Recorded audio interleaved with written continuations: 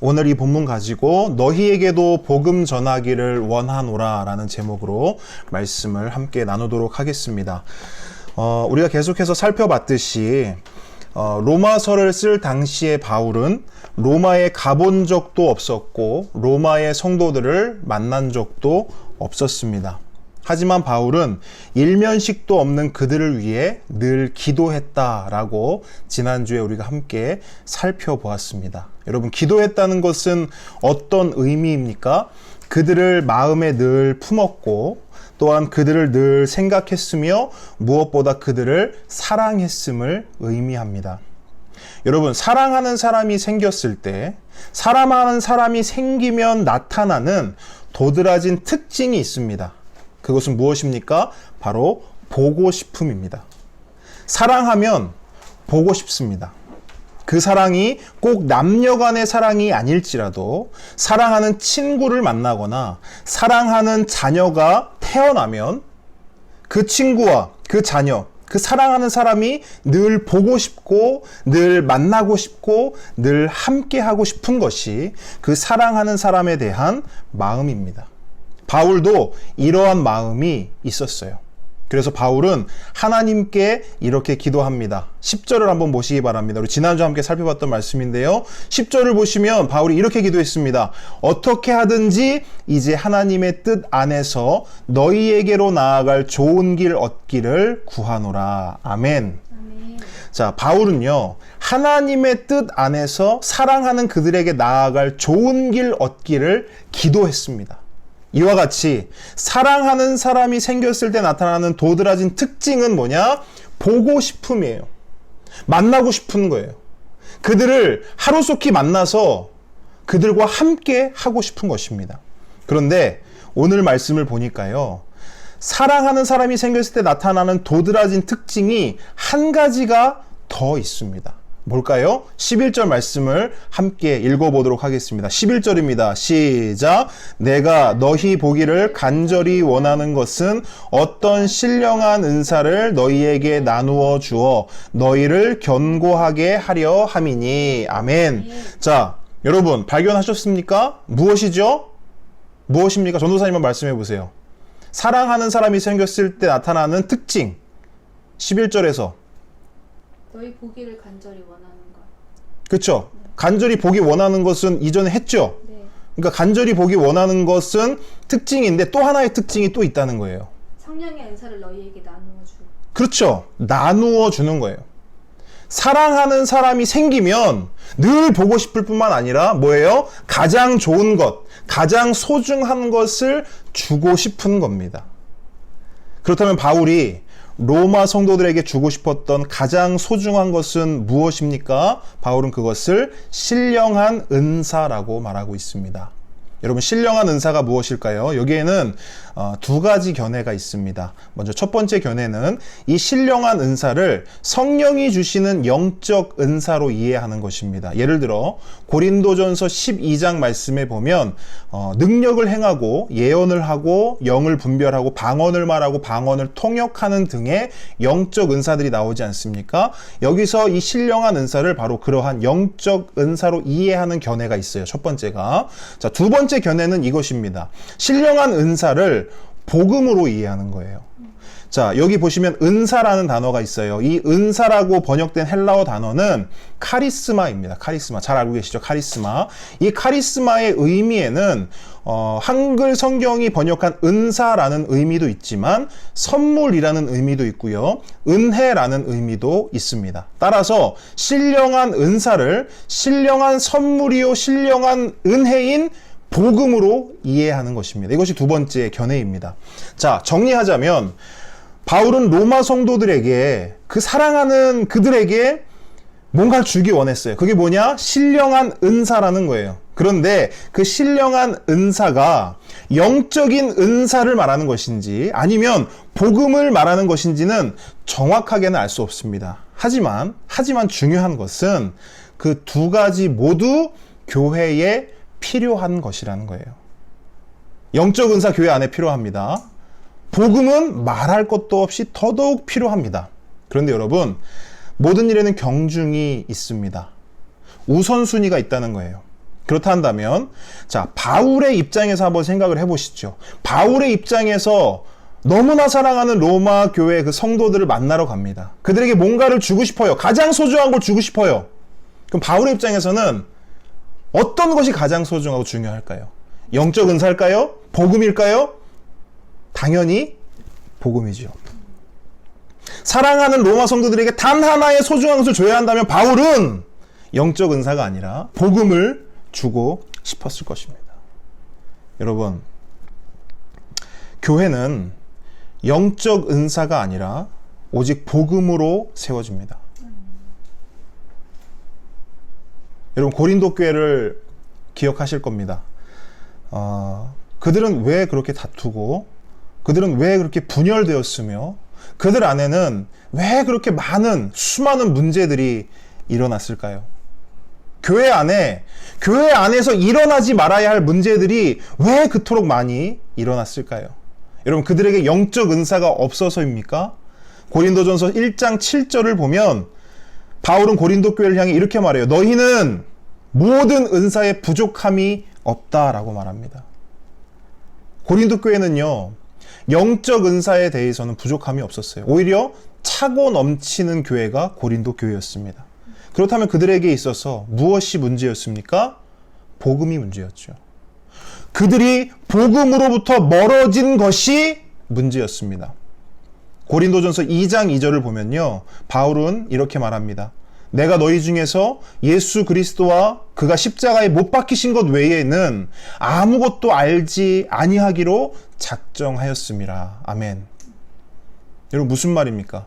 바울은 고린도 성도들에게 오직 예수 그리스도의 십자가 복음을 전했고 그들도 그 복음을 받았다는 거예요. 여러분, 그들의 시작은 복음이었어요. 그리고 그때는 아무 문제가 없었어요. 그런데 어느 순간부터 그들이 복음으로부터 멀어지더니 예수 그리스도의 십자가는 사라지고 복음이 아닌 것들이 교회에 채워지기 시작했어요.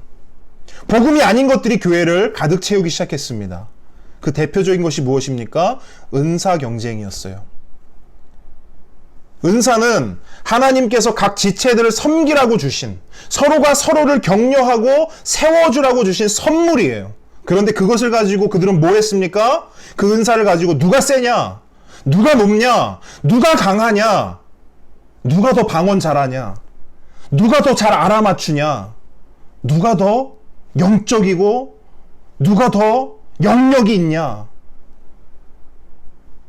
여러분, 이거 하는 사이에 그들은 복음과 예수 그리스도의 십자가로부터 멀어졌어요. 그러면서 교회 안에는 복음이 자취를 감추고요, 복음이 어디로 가버렸는지 모를 정도로 그 흔적을 잃어버렸습니다. 여러분, 이것이 고린도 교회의 문제였습니다. 그런데 여러분, 이러한 문제가 고린도 교회만의 것입니까? 우리 모두는 한국 교회의 위기 앞에 서 있습니다. 여러분, 한국 교회가 욕을 먹는 이유가 무엇일까요? 한국 교회가 욕을 먹고 있는 진짜 이유, 근본적인 이유는 무엇일까요? 저는 뉴스에 매일 등장하고 뉴스에 매일 헤드라인에 뜨는 그 몇몇 사람이나 몇몇 교회에 의해 보여지는 어떤 결과나 현상에 대해서 묻는 것이 아닙니다. 근본적인 이유와 원인을 묻는 것입니다. 여러분, 다시 한번 우리 모두에게 묻고 싶습니다. 한국 교회가 욕을 먹는 이유, 근본적인 이유와 원인이 무엇일까요? 분명한 것은 한국 교회도 처음부터 이러진 않았다는 거예요. 대한민국 땅에도 분명 오직 예수 그리스도의 십자가 복음이 전해졌고 이 땅의 믿음의 선배들은 그 복음을 받았습니다. 한국 교회는 그때 아무런 문제가 없었어요. 문제가 없었을 뿐 아니라 이 한국 땅에 너무나 선한 영향력을 끼쳤어요. 빛과 소금이었어요. 그런데 어느 순간부터 그랬던 교회가 세상의 손가락질을 받기 시작합니다. 세상보다 못한 곳이 교회다라는 소리를 듣기 시작합니다. 그러다가 이제는 대한민국에서 가장 먼저 사라져야 할 존재는 교회다라는 소리를 듣고 있습니다. 이렇게 된 근본적인 이유와 원인은 무엇일까요? 복음 때문이죠.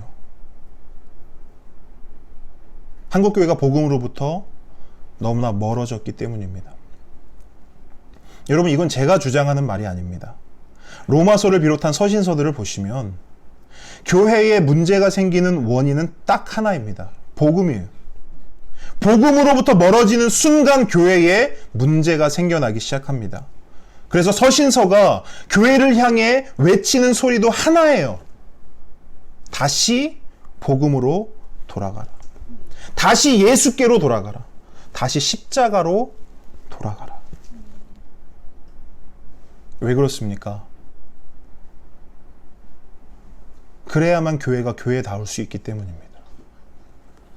오직 복음으로만 교회가 견고하게 세워질 수 있기 때문입니다. 여러분 11절 말씀을 다시 보시기 바랍니다. 바울이 로마 성도들에게 신령한 선물, 즉 복음을 주려고 하는 이유가 무엇입니까? 신령한 은사를 너희에게 나누어 주어 너희를 어떻게 한다고요? 견고하게 하려 함이니. 복음밖에 답이 없는 거예요, 여러분. 복음만이 교회를 견고하게 합니다. 성도를 견고하게 합니다. 아멘. 여러분, 바울은 그토록 사랑하는 그들이 견고해지기를 원했습니다. 견고해진다는 것은 단단해진다는 것이고 흔들리지 않게 되는 것이며 넘어지지 않는 존재가 되는 겁니다.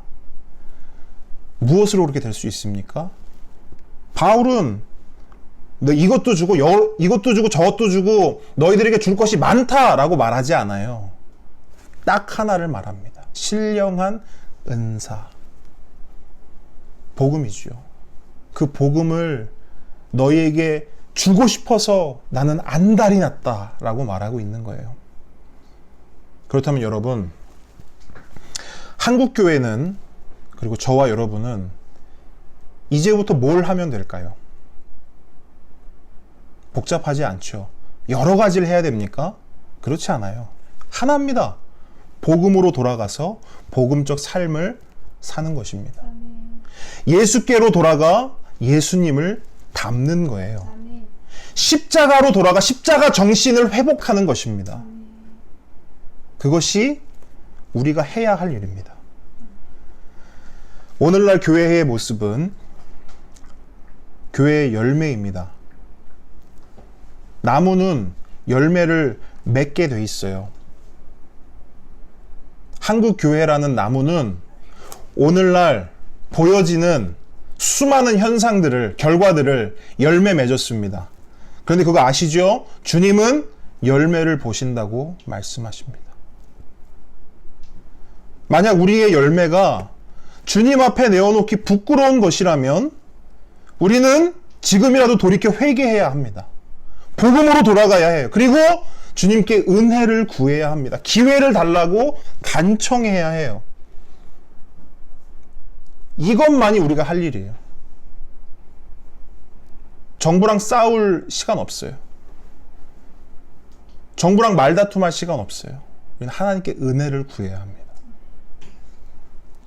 함께 걷는 교회를 비롯한 모든 한국 교회가 다시 복음으로 견고해지기를 간절히 소망해 봅니다. 자, 12절 말씀을 함께 읽어보겠습니다. 시작. 이는 곧 내가 너희의 가운데서 너희와 나의 믿음으로 말미암아 피차 안위함을 얻으려 함이라. 아멘. 자, 바울은 로마 성도들의 믿음이 복음으로 말미암아 더욱 견고해지기를 원했습니다. 왜냐하면 그들의 믿음이 견고해지는 것은 그들의 유익일 뿐 아니라 바울 자신에게도 너무나 큰 유익이기 때문입니다. 그래서 바울은 이렇게 고백해요. 너희와 나의 믿음으로 말미암아 피차 안위함을 얻으려 함이라. 자, 여러분, 신앙생활을 하다 보면 나의 믿음이 누군가에게 영향을 끼치는 것을 경험하게 됩니다. 반대로 누군가의 믿음이 나에게 영향을 주는 것도 경험하게 돼요. 무슨 말입니까? 믿음은 상호작용을 통해 서로가 서로에게 영향을 준다는 거예요. 그러므로 신앙생활은 함께 하는 것이지 결코 혼자 할 수 없는 것입니다. 마찬가지로 교회는 각자가 독립적으로 존재하는 것이 아니라 에베소서의 말씀처럼 함께 지어져가는 공동체인 것이죠. 건물과 건물이 연결되어 있는 것이죠. 연결되었다는 것은 영향을 준다는 것이죠. 한쪽이 부서지면 다른 한쪽도 부서질 수 있다는 거예요. 한쪽이 견고하면 다른 한쪽도 견고할 수 있다는 겁니다. 그래서 같은 믿음을 가진 사람을 만나고 또한 그들과 함께 신앙생활을 한다는 것은 너무나 중요합니다. 더군다나 그렇게 함께하는 지체들의 믿음이 나날이 성장하고 견고해진다면, 그리고 그 모습을 내 눈으로 보고 그 간증을 내 귀로 직접 듣는다면 우리는 정말 큰 도전이 되고 격려가 되며 피차 안위함을 얻을 수 있을 것입니다. 제가 이 말씀을 묵상하고 또 설교를 준비하는데 한 자매의 간증이 떠올랐습니다. 10수년 전에 들었던 간증이지만 지금까지도 제 기억 속에 굉장히 생생하게 남아 있습니다. 왜냐하면 그 자매의 간증이 일반적이지 않았기 때문이에요. 여러분, 일반적인 간증의 패턴은 내가 이렇게 힘들었는데, 내가 이렇게 어려웠는데 예수님 만나서 성공했다, 이쪽으로 보통 가게 됩니다. 그런데 이 자매는 정반대의 패턴으로 간증을 하는 겁니다. 그 내용은 이렇습니다. 그 자매의 꿈은 발레리나였어요. 그래서 발레리나가 되기 위해서 평생을 연습하고 준비했습니다. 그리고 그 실력을 충분히 인정받았어요. 이제 해오던 대로만 쭉 해나가면 그렇게 꿈꾸던 발레리나의 꿈을 이룰 수 있었습니다. 그런데 어느 날 그 자매가 예수님을 만나게 돼요. 그리고 나서 이 자매가 한 가지 결단을 하게 되는데 뭐냐면 자신의 평생 꿈이던 발레리나를 포기하고 선교사로 자신의 삶을 헌신하겠다는 결단이었어요.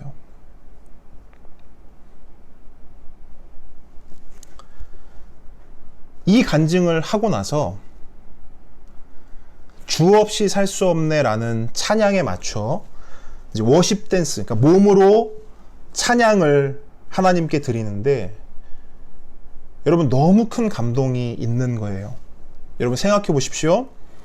평생을 발레를 위해 사용한 몸을 이제는 주 없이 살 수 없기에 오직 주님만을 위해 내 몸을, 내 삶을 주님께 드리겠다는 그런 고백이요, 그런 찬양 아니겠습니까? 그런 그 자매의 진심 가득한 고백이 몸짓과 손짓 하나하나에서 표현이 되는데, 주님을 향한 그 믿음과 사랑이 그 자매가 서 있는 그 강단에서 이쪽 앉아있는 자리까지 정말로 말 그대로 흘러 넘치는 거예요. 그걸 그날 경험했어요. 그때 저를 포함한 그 자리에 수천 명의 청년들이 앉아 있었는데 모두가 눈물을 펑펑 쏟았던 기억이 있어요. 한 명도 제외됨 없이 모두가 그 자매의 그 찬양, 그 워십 댄스를 보면서 다 눈물을 흘렸던 기억이 있습니다. 근데 여러분, 그 눈물의 의미가 무엇일까요? 그 자매가 불쌍해서 흘리는 눈물일까요? 아, 저 자매 발레리나로 성공할 수 있었는데 이제 선교사 되어서 고생길이 훤하구나. 아유, 어떡해, 쯧쯧쯧. 저 인생을 어찌할꼬. 이런 측은한 마음에 흘린 눈물일까요? 당연히 아니겠지요. 저를 포함한 그 자리에 모인 사람들은 주님을 향한 그 자매의 믿음을 본 것이죠. 평생을 달려온 꿈이었어요. 평생을 준비해온 꿈이었어요. 그 자매의 말을 빌리자면 온 몸이 발레리나에게 가장 적합한 몸으로 만들어졌어요. 근데 그 모든 것들을 다 내려놓고 포기합니다. 왜요? 오직 예수를 위해. 오직 복음을 위해 그 모든 것들을 단칸에 내려놓았어요. 그것을, 그 믿음의 결단을, 그 믿음의 선택을 우리 모두가 본 것이지요. 그리고 그 믿음을 보면서 그 믿음으로 말미암아 피차 안위함을 얻은 것입니다. 여러분, 바울이 12절에서 말씀하는 그 의미가 방금 제가 나눴던 이 경험과 동일해요. 바울은 이러한 믿음의 교제를 로마 성도들과 함께 나누기 원했던 거예요. 그들과 눈과 눈을 마주하며 손과 손을 맞잡으며 서로의 간증을 쏟아내며 주님이 어떻게 나에게 일하셨는지, 주님이 내 삶 속에서 어떤 일들을 이뤄내셨는지, 그리고 주님의 그 일 앞에 나는 어떤 믿음으로 반응했는지, 이러한 믿음의 이야기들, 믿음의 간증들을 함께 나누고 또한 그들의 이야기를 듣기 원했던 거예요. 얼마나 아름다운 교제의 모습입니까? 내가 너희 가운데서 너희와 나의 믿음으로 말미암아 피차 서로 간에 쌍방 간에 안위함을 얻으려 함이라. 여러분, 이러한 믿음의 교제는 바울과 로마 교회만 할 것이 아니라 우리가 해야 할 일이기도 합니다. 지금은 비록 만날 수 없지만 하나님께서 우리에게 좋은 날을 주시고 좋은 길을 열어주셔서 우리가 다시 만나 예배하는 그날이 되면 복음으로 더욱 견고해진, 말씀으로 더욱 단단해진 우리의 믿음을 서로 나누고 그것으로 피차 안위함을 얻을 수 있어야 합니다. 그렇게 되기를 소원합니다. 여러분, 이것이 우리가 모여야 하는 이유이고 우리가 다시 만나야 하는 이유이며 우리가 식탁의 교제 앞에서 우리의 삶을, 우리의 삶 속에 역사하신 그 하나님을, 그 하나님께 반응한 우리의 믿음의 이야기를 나누어야 하는 이유입니다. 여러분, 헤어져 있는 시간 동안 믿음의 간증과 이야기들을 차곡차곡 저축해 놓으시기 바랍니다. 혹시라도 잊어버릴 것 같으면 글로 적어 놓으시기 바랍니다. 저는 그 간증들을 들을 날을 기대하고 소망하겠습니다. 여러분들의 간증, 그 믿음의 이야기들을 우리가 함께 만나서 꼭 들려주시고 저도 여러분께 고백하는 그날을 꿈꿔봅니다. 자, 13절 함께 읽어보도록 하겠습니다. 시작. 형제들아, 내가 여러 번 너희에게 가고자 한 것을 너희가 모르기를 원하지 아니하노니 이는 너희 중에서도 다른 이방인 중에서와 같이 열매를 맺게 하려 함이로되 지금까지 길이 막혔도다. 아멘. 자, 바울은 로마 성도들을 만나야 하는 또 다른 이유를 밝힙니다. 그것은 열매를 맺게 하려는 것입니다. 여기서 말하는 열매는 복음을 통해 맺어지는 열매를 말하며 이제 14절과 15절을 통해 두 가지 측면으로 생각해 볼 수 있습니다. 자, 먼저 14절을 함께 읽어보도록 하겠습니다. 시작. 헬라인이나 야만인이나 지혜 있는 자나 어리석은 자에게 다 내가 빚진 자라. 아멘. 자, 바울은요, 로마에 가면 가장 먼저 교회 밖에서 복음의 열매 맺기를 원했습니다. 당시 로마에는 다양한 국적과 인종 그리고 다양한 계층의 사람들이 살고 있었습니다. 그 중에는 그리스 언어와 문화를 교육받아 헬라인이라 인정받는 사람도 있었고, 반대로 그리스 언어와 문화를 교육받지 못해서 야만인으로 취급받는 사람도 있었습니다. 지혜 있는 자도 있었고 어리석은 자도 있었으며 높은 계급의 사람도 있었고 낮은 계급의 사람도 있었습니다. 남자도 있었고 여자도 있었고 부자도 있었고 가난한 자도 있었습니다. 나쁜 사람도 있었고 착한 사람도 있었으며 나이가 많은 사람도 있었고 나이가 어린 사람도 있었습니다. 근데 중요한 것은 바울은요, 그들의 국적과 계급, 그들의 인종과 성별, 그들의 소유와 그들의 지적 수준에 관계없이 그들 모두에게 빚을 지고 있다고 말합니다. 무슨 말입니까? 하나님께서 바울에게 복음을 주셨고 더불어 그 복음을 모든 이방인들에게 전하라는 임무를 부여하셨기에 바울은 모든 사람에게 복음을 전해야만 하는 빚을 지고 있다고 지금 말하고 있는 것입니다. 그렇기 때문에 바울은 로마에 가서 가장 먼저 교회 밖 모든 이방인들에게 복음을 전하고 그 복음의 열매를 맺기 원했던 것입니다. 또한 바울은 교회 밖에서 복음의 열매를 맺는 것뿐 아니라 로마 교회 안에서도 복음의 열매를 맺기 원했습니다. 자, 15절 말씀 함께 읽어보겠습니다. 시작. 그러므로 나는 할 수 있는 대로 로마에 있는 너희에게도 복음 전하기를 원하노라.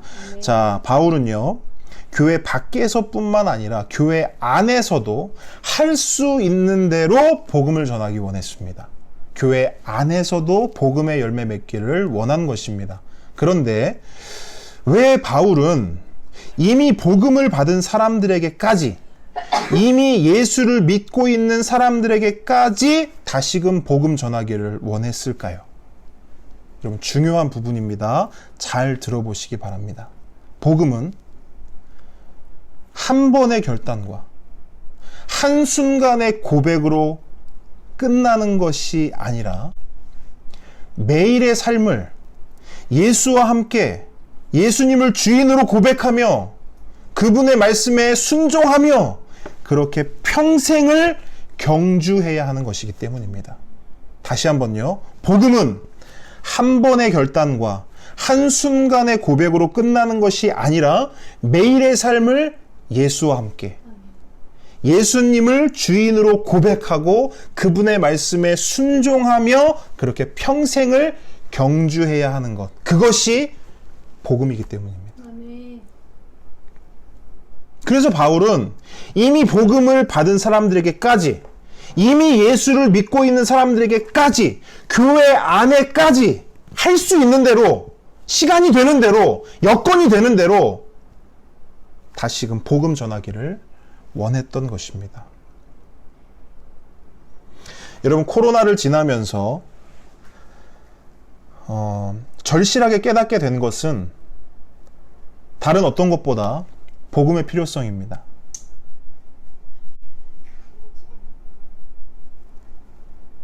그러면서 생각해 봤어요. 대한민국에 가장 필요한 것은 무엇일까? 한국 교회에 가장 필요한 것은 무엇일까? 함께 걷는 교회에 가장 필요한 것은 무엇이며 나 자신에게, 우리 가정에 가장 필요한 것은 무엇일까? 딱 하나밖에 없더라고요. 복음입니다. 예수 그리스도입니다.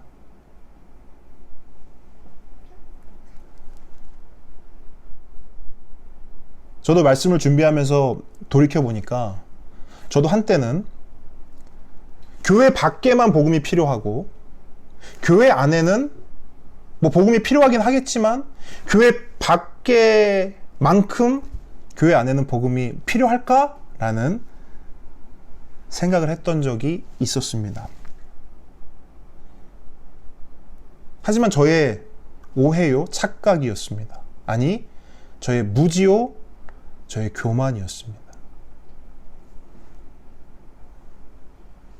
여러분, 복음은 교회 밖에만 필요한 것이 아니라 저 멀리 선교지에만 필요한 것이 아니라 저 멀리 대만이나 저 멀리 바누아투 원주민들에게만 복음이 필요한 것이 아니라 우리에게 필요한 것이었어요. 나에게 필요한 것이었어요. 신앙생활을 이제 막 시작한 초신자든 평생을 복음을 전하며 살아온 선교사나 목사든 그 누구에게나 복음은 필요한 것입니다. 여러분, 말씀을 정리합니다. 코로나를 지나는 우리에게 가장 필요한 것은 코로나 치료제가 아닙니다. 코로나 사태가 종식되었다는 소식도 아닙니다. 우리에게 필요한 것은 복음입니다. 복음이 필요합니다.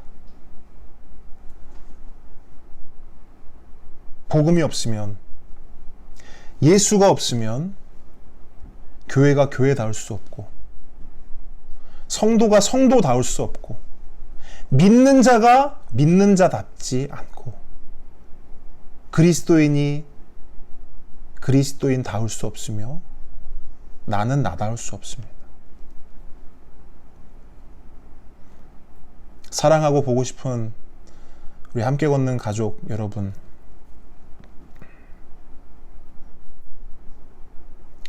이 시간들이 하나님이 우리에게 주신 기회라고 저는 믿습니다. 복음을 통해 더 견고해지는 기회를 하나님 우리에게 주셨으리라 저는 확신합니다. 여러분 각자의 지경에서, 각자의 삶 속에서 복음으로 더욱 견고하게 되기를 원합니다. 복음으로 살아내는 그 믿음으로 말미암아 우리가 서로 피차간에 안위함을 얻기를 원합니다. 여러분, 할 수 있는 대로 복음을 들으시고 복음을 전하는 그런 저와 여러분 되기를 우리 주 예수 그리스도의 이름으로 축복합니다. 아멘. 기도하겠습니다.